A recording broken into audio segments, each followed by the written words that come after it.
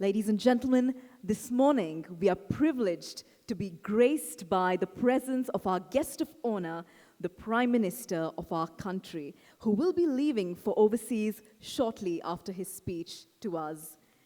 Ladies and gentlemen, we now have the privilege of listening to the address of the Prime Minister of the Democratic Socialist Republic of Sri Lanka and Minister of National Policies and Economic Affairs, the Honorable Ranil Wickremesinghe.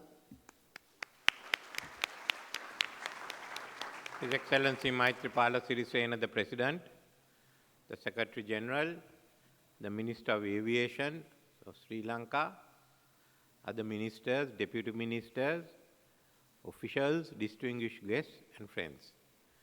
The rules that you have laid out and which is now being on, according to which the airlines now determine their traffic, has imposed one constraint on me. I cannot stay till the end of it because I have to go by afternoon and catch a flight to Jakarta. Nevertheless, it's a great honor to Sri Lanka to have this meeting at a crucial time. For us, we have a national government headed by President Maithripala Sirisena, and our policies are to take advantage of the geo-economic strategic location of Sri Lanka for economic activity and thereby to ensure that there are better living standards for all the people in Sri Lanka, expanding middle class, to revive the rural economy, for people to have better access to education, healthcare. At the end of the day, that is the aim of our economic policy. In this regard, there is a crucial role that the aviation sector has to play. In accordance with these policies, we realize that Sri Lanka's main focus has to be a hub not only for aviation, but also for sea cargo. That is to become an air-sea hub. Traditionally, in history, the maritime Silk Road ended here. From here to the west were the Arabs and the Greeks and the others who took it along. There were no aircrafts, but the whole country had a series of ports. But now with the ports, we are also having airports. So our focus is twofold. One is to ensure the maximum amount of transshipment of cargo and of persons take place where necessary, transferring from airport to the port or vice versa. Secondly, encourage the largest number of people to visit Sri Lanka. In doing so, it's a major change of policy for which we have an efficient minister, Nimal Siripala de Silva, who I have known in politics for a long time, and who is guiding us through this period. Because earlier, as you know, many of you know, our policies were geared mainly to the protection and expansion of the Sri Lanka's national carrier at the expense of the development of the airport.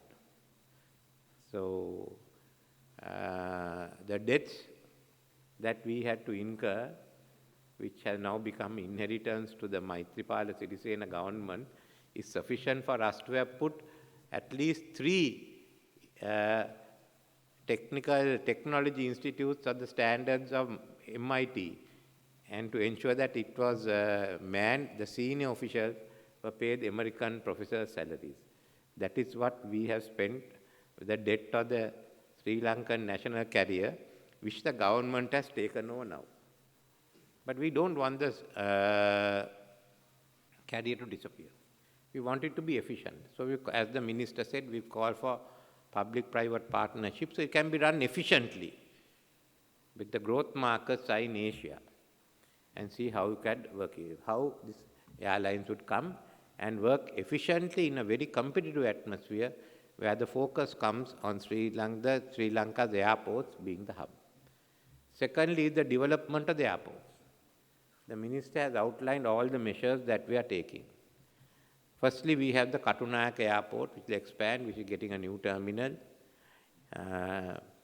In addition, we are talking with the Japanese government, JICA, together with ADB, to enable us to do a feasibility study on a Colombo ARC hub.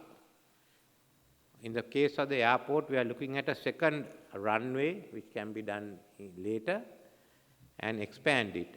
In the case of the airport, a port, what you see is what is the southern. Now we have what is called the Grand North Port that takes you up halfway to Katunayaka. And the difference is about 10 kilometers. So how can we convert this also into an ARC hub? The Japanese are good at it, and they are studying it. So that is the potential. So start from Katunayaka, you come to the ARC hub, you come to the port city, and you are in Colombo. And the Minister for Western Megapolis is now planning the central transport model hub in Colombo itself. That is for the internal transport. Secondly, as the Minister described, is the airport in Mattala, for which we hope, we have a call for people to parties, again for a public-private partnership, and we hope that we will first give priority to anyone who can bring up the capacity to 1 million passengers in 5 years' time. Because that will be a part of the larger development of Hambantota, where there will be a public-private partnership for the port, for the further development of the port. They're already discussing having a dockyard and refinery, LNG power plant already, and there has been applications now coming for a second refinery. A large number of industrial estates and tourism. So these will be, and there, I think there's a possibility again of Mattala and Hambantota also being becoming certainly ARC hub. Already, as the Minister mentioned, Mattala enjoys all the freedoms, and gradually even Colombo will come to that position. We want Colombo to come to it, therefore we want Sri Lanka to be competitive in that environment to compete, because you all represent the growing markets for air travel, which is Asia and Pacific. Asia and Pacific are growing, and the best are going to be South Asia and China. And next to us is going to be Indonesia. There's another market outside Asia and Pacific which we can reach, the East African coast. All the East African coast countries and the tourists to go there. So on one hand, we have the benefit of part of the Asia-Pacific routes. On the other hand, located in the center of the Indian Ocean, we can reach out to the East African routes. So this is, in short, the plan we have. And I have no doubt the deliberations you make here will help us to further refine these and to seek your assistance from time to time. And the Minister has a hands-on policy and is following it. So I would like all of you to give your advice to us on how we can develop the aviation industry and an aviation center in Sri Lanka. I don't want to take any more of your time. The rules you have put are such that I can't even keep the national carrier waiting.